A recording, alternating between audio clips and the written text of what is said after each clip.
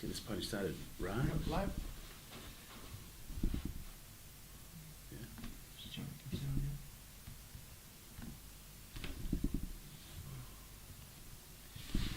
You hear us okay? Oh, yeah. Afternoon, Adrian. How are you? Hey Matt, how are you, mate? Good? Not bad at all. Good. Not bad at all. Good. This is a small press conference. Oh, yeah, it's the smallest we've had for a while. So, must be a lot of news, eh? Must be. I think the Castleford press is on at the minute as well, to be honest. Yeah. So everyone will be split. Yeah, well, you're on here for a reason, mate. So... Don't know what you're on about. All right, you ready to go? All Yeah, good, let's all go. good, boys. Adrian, just first off, give us a bit of a housekeeping sort of update on injuries and stuff, where you're at after the weekend, anything new, anyone returning, so on and so forth. Obviously, Gaz O'Brien has had a calf tear. It's a pretty big one, so he's going to be long term on his return back to playing. Mulhern may be in the picture to play for this week. Ollie Holmes may be in the picture to play this week. The players return from training, and players like John Asiata, Tom Briscoe, and Edwin Apape all on field running now. So it's a good sign in that regards, but still a couple of weeks away for those guys. When we say long term on Gareth O'Brien, is that weeks, months? Yeah, probably 6 weeks plus. So it's not good, but another calf tear. So we've obviously had a few of those, so not good for us. But I think last week we played Matty Moreland at fullback, and I thought he did a pretty good job for us. So we've just got to keep powering on. As I've said with everything else that's been in our face at this part of the season. But luckily, I just mentioned those players are back on field running. It seems like ages ago that they were injured, but not too far away now. But and we're still reasonably early on in the season, so there's some hope there for us in the sense of getting some of our starting middles back on.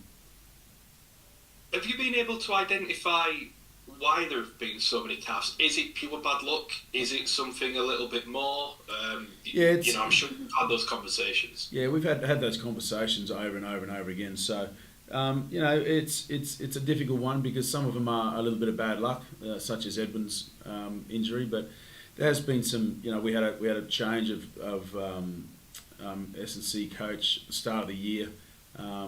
At start of pre-season, we no one was appointed for 4 weeks, so that was a big disruption for us.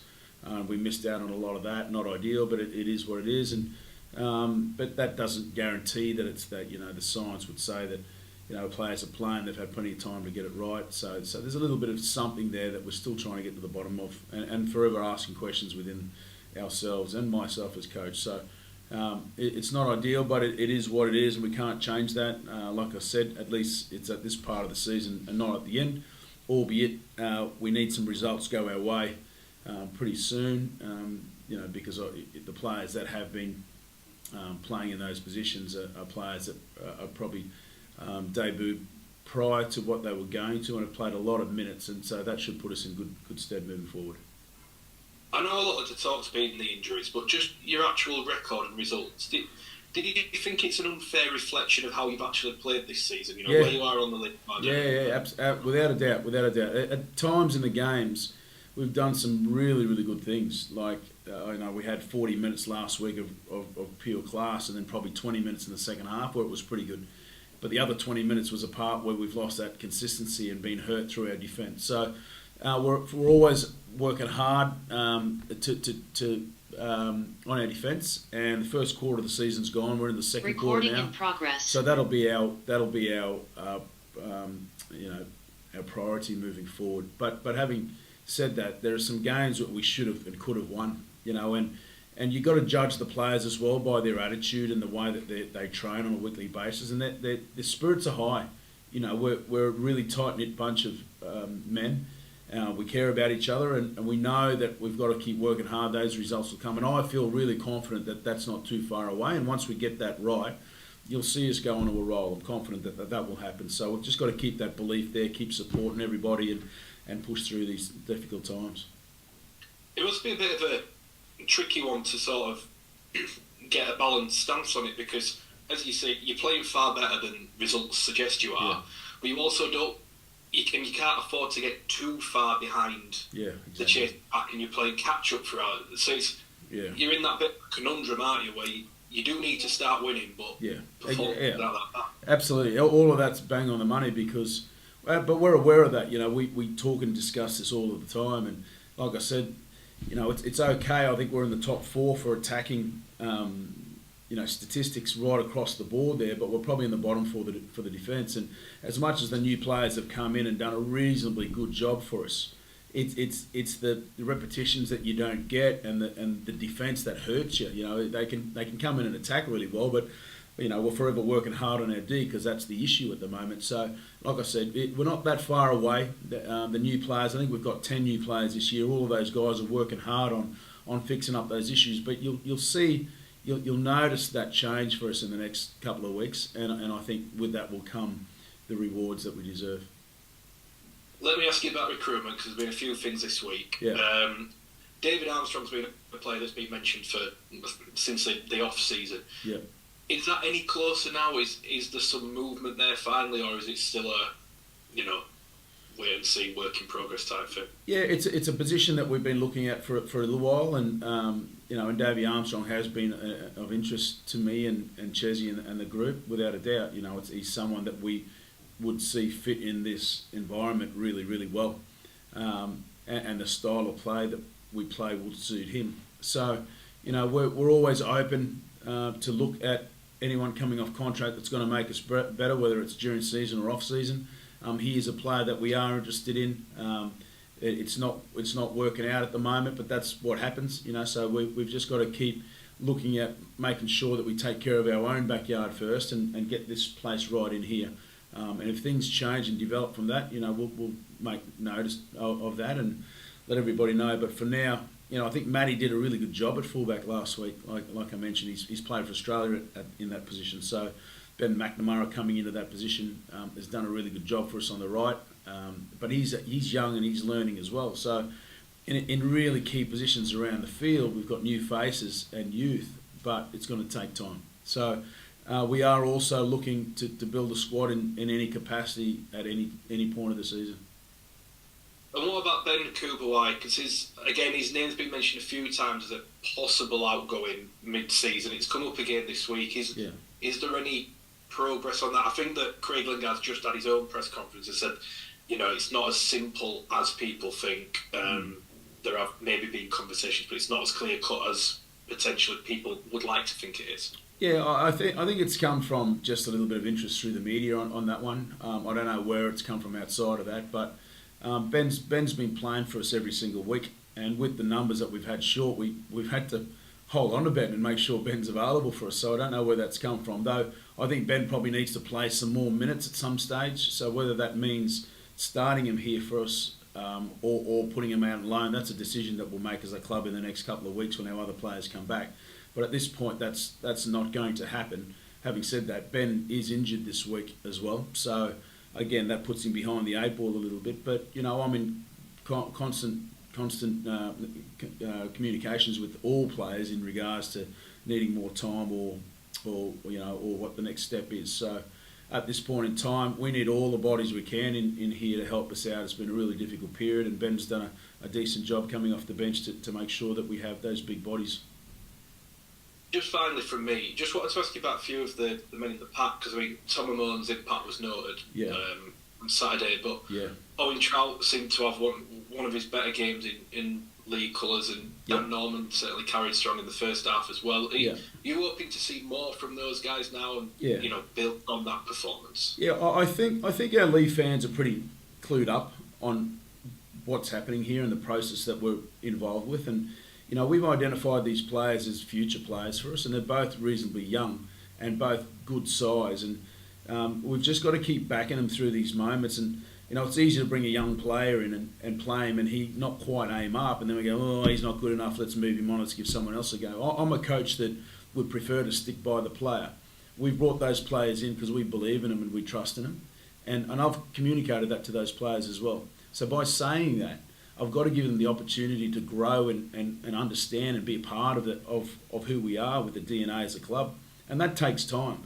So, and that's why the comments I say about, it's real valuable times and minutes that these players are getting on the field that they wouldn't have otherwise. So by getting these minutes now, you watch them grow and develop over this 12 months, and you look at Owen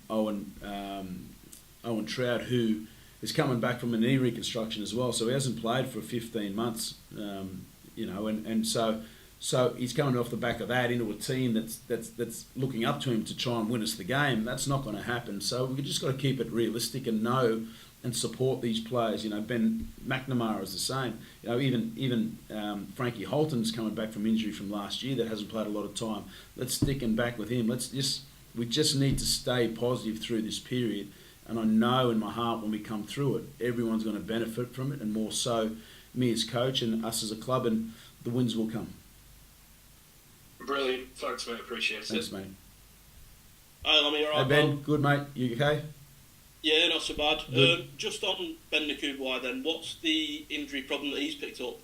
I think it's a tissue, soft tissue as well, mate. I'm not exactly sure what it is because it was only discussed this morning. So it's something that I'll find out later on today in the medical meeting, and then we'll know a little bit more about it as we go. And I know Matt mentioned the sort of conversations you've had about why so many injuries have been picked up. Has anything been changed in your process from that? Again, it's just so everyone understands. We've asked this question 1,000 times. We've gone over an independent view of how it's all set up to get to this point.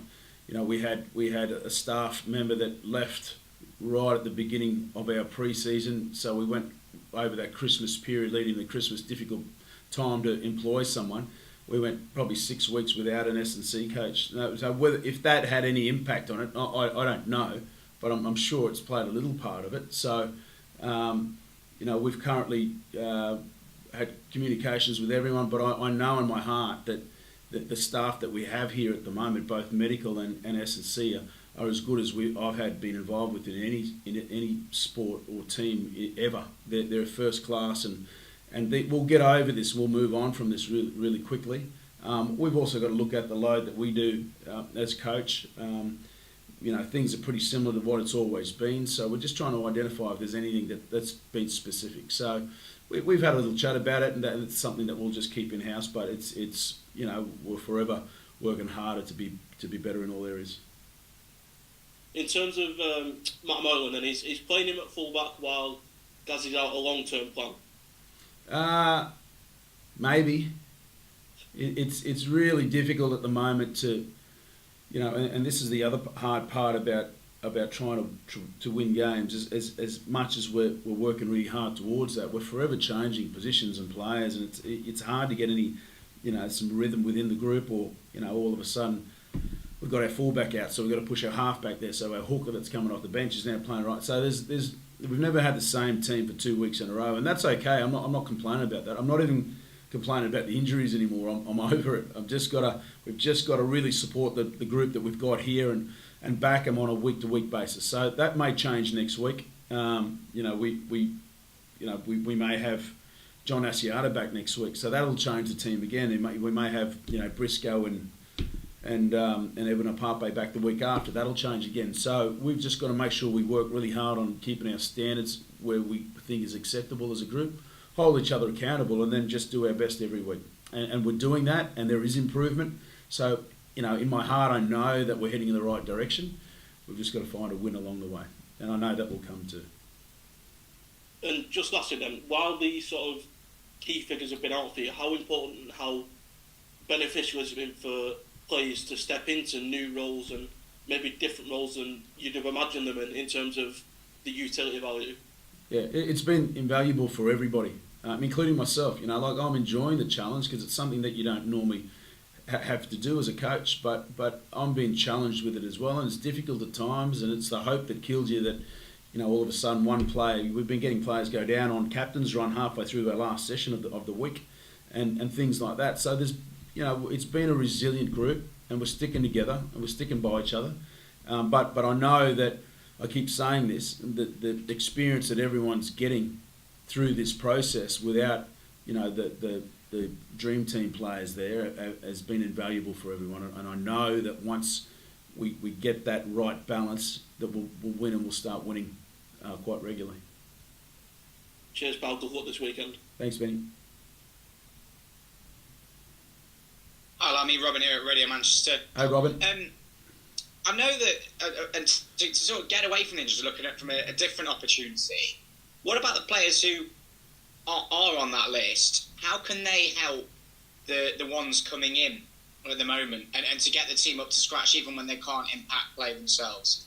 Yeah, well, we have a buddy system here anyway, where that's been happening, and a lot of the players have been giving feedback, but the players haven't been on field training because there's been, I think most of them have been 8 weeks plus to come back to play. So only this week has there been every single person on the field running, doing some sort of rehab. So it's nice to look over away from your team and see, half the salary cap sitting there on the sideline, at least running, which gives you hope. And that's what I was saying before. It's the hope that kills you at the moment. But it's nice to see them training. And I know there's a really good vibe around training here. I think Matt picked it in one there, saying that even though we haven't been winning, there's been parts of games where we've been really competitive and we probably could have won maybe, of the 5 we've lost, maybe we could have won 3 or 4 of those too. So it's not that bad, though the results are. And that's what the belief is within the group. So, like I said, it gets harder with Warrington than Catalan, but, I'm feeling confident that by one of these points we're going to turn our season around. And we're on day to day, week to week at the moment. So, but it's nice to see the players out on the field, including the son today, running around. So it just gives everyone that little bit of confidence. Absolutely, something to smile about. What have your conversations with Derek been like at the moment? Yeah, Derek's been on a bit of a break through that school period, school holidays recently. So, as an owner, he's always been amongst the thick of it and making sure that things are staying on track, and he wants us to win. We all want to win, you know what I mean? But I think Derek understands the situation we're in, like our fans. Everyone sort of understands it, and accept where we are, and we've just got to just stay positive through this process. It's, in a month's time, in 6 weeks' time, we're going to be looking back going, there wasn't any need to stress through all of that. We're going okay now. So, I want to keep that positive hat on, so to speak, and that's the way we're going to be. How big can your fans be? Well, they've been awesome. They've been unbelievable. Even a really difficult away game last week in the Challenge Cup, and losing the Challenge Cup was disappointing, and certainly taken a little piece of me as a coach, and knocked me around a little bit on the weekend, because it's one of those things that we wanted to defend and hold ourselves, because it was such a great moment for the club and for the fans. But the way that our fans have been turning up for our home games, selling out against Wigan, our last home game here, was unbelievable. And we care about them and love them as well, mate. And I think we've got the best fans in Super League. So, we're very grateful of them. They understand our situation. They're right behind us. And again, they'll ride through this with us, and they'll see the good times coming soon as well. And we know that there's a big reason why the results have been the way they are, but who do you lean on for support as well when the results, like you say at the weekend when you said it really took a piece out of you? Yeah, I've got good people around me, especially the rugby here. With Chris Chester, who I can lean upon. There's Neil Jukes and Derek Beaumont, the rugby side, which has been unbelievable. They're around the grounds all the time with us. They're at training all the time, and rugby-wise, we're always communicating and making sure we've got that support there. Brilliant. Thanks very much. Good luck. Thanks, mate. I think that might be it, is it? All good, guys? Okay. Recording stopped. Thank you.